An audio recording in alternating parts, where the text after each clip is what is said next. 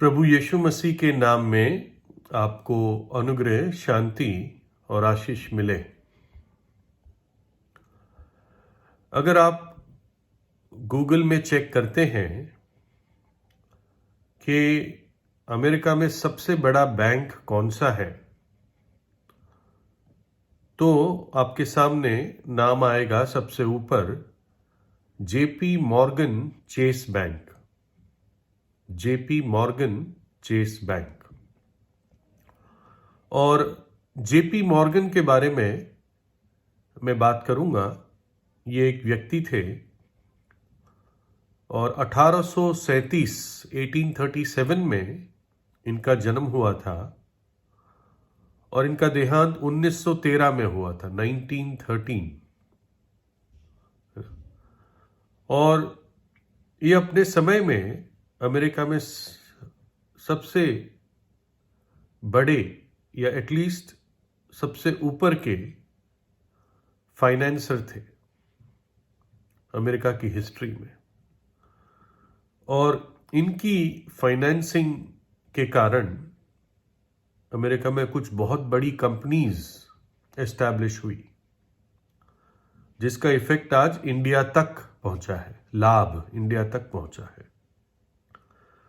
कुछ कंपनीज का नाम है यूएस स्टील, जो स्टील बनाते थे, इंटरनेशनल हार्वेस्टर, जो गाड़ियां, ट्रक्स, मिलिट्री ट्रक्स और एसयूवीज, ये सब बड़े व्हीकल्स बनाती थी। AT&T आपने नाम सुना होगा, जैसे हमारे यहाँ एयरटेल है, या एक्चुअली पहले BSNL था। इस टाइप से AT&T आज भी अमेरिका में एक बहुत बड़ी टेलीकम्युनिकेशन की कंपनी है। और जनरल इलेक्ट्रिक, ये भी एक बहुत बड़ी कंपनी है और इंडिया में भी इसके प्लांट्स है। GE जिसे कहते हैं, GE मेडिकल, और अलग अलग इनके और ब्रांचेस है। और GE ने बहुत लोगों को एम्प्लॉयमेंट दिया, इंडिया में भी दिया है। तो इस प्रकार से ये जेपी मॉर्गन के फाइनेंसिंग से ये बड़ी बड़ी कंपनीज एस्टैब्लिश हुई और ज़्यादातर आज भी है। 1893 में एक फाइनेंशियल पैनिक आया था अमेरिका में, और तब उस समय में, मुश्किल के समय में, उन्होंने अमेरिका में 5 बड़े रेलवे लाइन को फाइनेंस किया, है ना। और बहुत बड़ा देश है और उन्होंने उसमें 5 बड़ी रेलवे लाइन उस समय 1893 में उन्होंने फाइनेंस किया। फिर 1895 में, 2 साल बाद, जब उनकी सरकार में ट्रेजरी में सोने की कमी हो गई थी, क्योंकि हर सरकार को सोना रखना पड़ता है, तो इन्होंने करीब $62 मिलियन यानी 455 करोड़ रुपए के बॉन्ड्स में नेगोशिएशन किया, और उस मुश्किल समय जो उनकी सरकार के लिए था, उन्होंने मदद की। एक व्यक्ति ने मदद की सरकार की। उसके बाद 1907 में फिर एक इकोनॉमिक डिप्रेशन अमेरिका पे आया, और तब उनके पास जो पैसा था उनमें से उन्होंने बड़े बड़े लोन्स बैंक्स को दिए, ताकि बैंक्स बंद ना हो जाए। इसके बावजूद वो एक फिलैंथ्रोपिस्ट थे, यानी जो चैरिटी के लिए और अच्छे कामों के लिए पैसे डोनेट करते थे, जैसे आज के दिन में बिल गेट्स है। और वो अमेरिकन लाइब्रेरीज, म्यूजियम्स और अपनी कलीसिया के लिए भी वो अपना हाथ खुला करके देते थे। लेकिन एक अजीब बात है कि ये जेपी मॉर्गन, जो आज भी इतना मशहूर व्यक्ति है, लोग ज़्यादा नहीं जानते हैं कि इनका इतिहास क्या था। लेकिन मैं आपको बता रहा हूं कि जो जानते हैं वो आज भी उनको इस विशेष बात के लिए याद रखते हैं। जब ये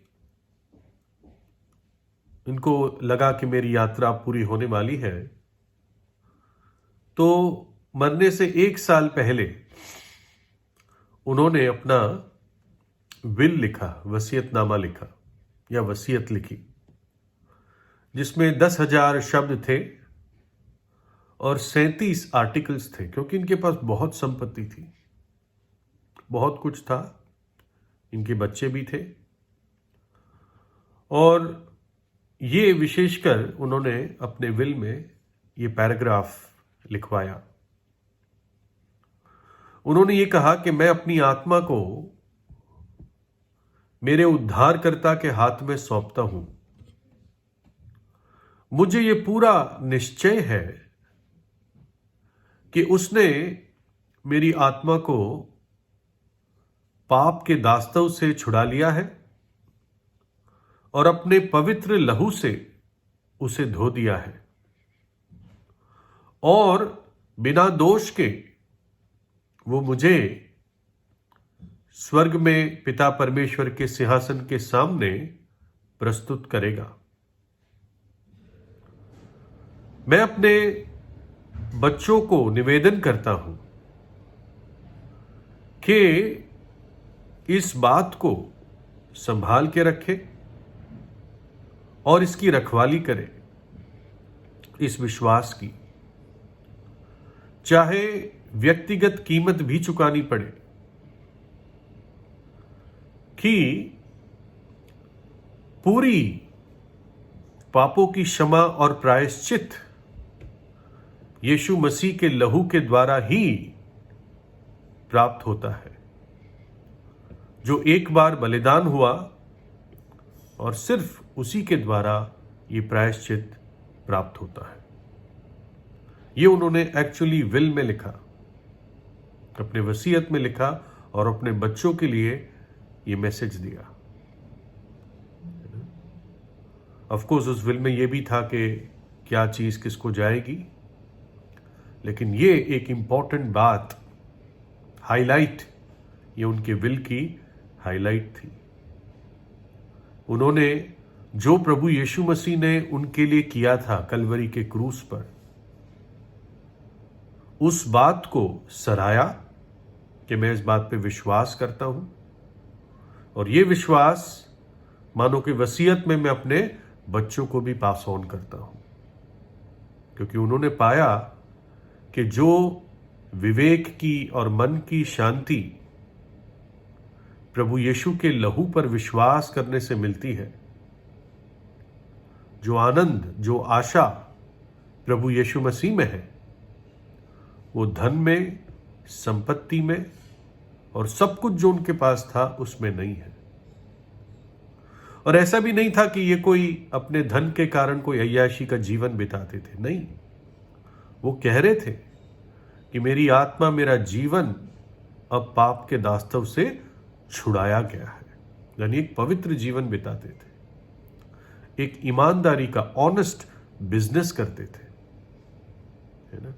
ऐसा नहीं है कि और लोग ऑनेस्ट बिजनेस नहीं करते, नास्तिक भी कर लेते हैं, लेकिन क्योंकि मैंने इनके बारे में पढ़ा इसलिए मैं बताना चाह रहा था, ठीक है ना। इनके जीवन का इम्पैक्ट एक तौर से दुनिया के कई हिस्सों में पड़ा, और हमें ये बात याद दिलाती है कि अच्छे काम, उन्होंने बहुत अच्छे काम किए, बहुत सारे लोगों की नौकरियां बचाई, बैंक्स बचा लिए, कॉमन पब्लिक के पैसे बचा लिए, है ना। जब आज हम देखते हैं कोई बैंक बंद हो जाता है तो लोग कितने परेशान हो जाते हैं, सारे पैसे डूब जाते हैं, है ना। लेकिन उन्होंने ये भले काम किए, लेकिन उन्होंने अपने विल में लिखा कि अगर मैं स्वर्ग जा रहा हूं, मैं अपने शब्दों में बता रहा हूं, तो इस कारण जा रहा हूं कि यीशु मसीह ने क्रूस पर मेरे लिए अपना खून बहाया, मेरे पापों की सजा अपने ऊपर ली, और वो तीसरे दिन मृत्यु में से जी उठा, और मेरे बच्चे भी इसी विश्वास में जड़ पकड़े और आगे बढ़े। तो अच्छे काम या धन हमें स्वर्ग में नहीं पहुंचाते, है ना। और धनी होना भी कोई धन्य होना का सबूत नहीं है ना। कुछ लोगों को धन होता है, कुछ लोगों को नहीं होता है, लेकिन धन्य वो व्यक्ति होता है, बाइबल कहती है, जिसके पाप क्षमा हुए होते हैं, जिसके अधर्म का लेखा प्रभु नहीं लेता, जिसकी आत्मा में कपट नहीं होता। प्रभु यीशु ने उन लोगों के लिए कहा जो धन पर भरोसा करते हैं। यीशु ने उसे देखकर कहा, धनवानों का परमेश्वर के राज्य में प्रवेश करना कैसा कठिन है। परमेश्वर के राज्य में धनवान के प्रवेश करने से ऊंट का सुई के नोके में से निकल जाना सहज है। एक ऊंट का सुई के नाके में से, नोके नहीं, नाके में से निकल जाना ज्यादा आसान है, इसके बजाय कि जो धनवान अपने धन से प्रेम करता है उसका स्वर्ग जाना बहुत कठिन है। यदि मनुष्य सारे जगत को प्राप्त करे और अपने प्राण की हानि उठाए तो उसे क्या लाभ होगा। आपकी आत्मा संसार के पूरे धन से भी ज्यादा बहुमूल्य है, और प्रभु यीशु ने अपना लहू इस बड़ी कीमत को चुका दिया ताकि आपको पाप की सामर्थ और सजा से छुड़ा सके। लिखा है, यहोवा परमेश्वर यूं कहता है, बुद्धिमान अपनी बुद्धि पर घमंड ना करे, ना वीर अपनी वीरता पर, ना धनी अपने धन पर घमंड करे, परंतु जो घमंड करे वह इसी बात पर घमंड करे कि वह मुझे जानता है और समझता है कि मैं ही वो यहोवा परमेश्वर हूं जो पृथ्वी पर करुणा, न्याय और धार्मिकता के काम करता है, क्योंकि मैं इन्हीं बातों से प्रसन्न रहता हूं। ना अपनी बुद्धि पे, ना अपनी ताकत पे, ना अपने धन पे भरोसा करें। इनमें से कोई भी आपको स्वर्ग नहीं ले जा सकता, है ना। स्वर्ग अगर आप जा सकते हैं तो मार्ग एक है, एक ही है, और प्रभु यीशु ने कहा, मार्ग, सत्य और जीवन मैं ही हूं। एक धनी, बुजुर्ग, बहुत पढ़े लिखे भक्त व्यक्ति को प्रभु यीशु ने कहा, यदि तू नए सिरे से जन्म ना ले तो परमेश्वर का राज्य देख भी नहीं सकता। तो प्रभु आपको आशीष दे और इस बात से आपको भी चैलेंज करे कि ना धन ना भले काम हमें स्वर्ग ले जा सकते हैं, लेकिन जो बलिदान प्रभु यीशु ने कलवरी के क्रूस पर अपना दे दिया, उस बलिदान के द्वारा आप स्वर्ग जा सकते हैं। जिस दिन आप विश्वास करते हैं उस दिन आपका स्वर्ग जाना, अनंत जीवन में प्रवेश करना निश्चित हो जाता है। जो सच्चे हृदय से आता है, सच्चे हृदय से पश्चाताप करता है और प्रभु यीशु पर विश्वास करता है। प्रभु यीशु आपको आशीष दे।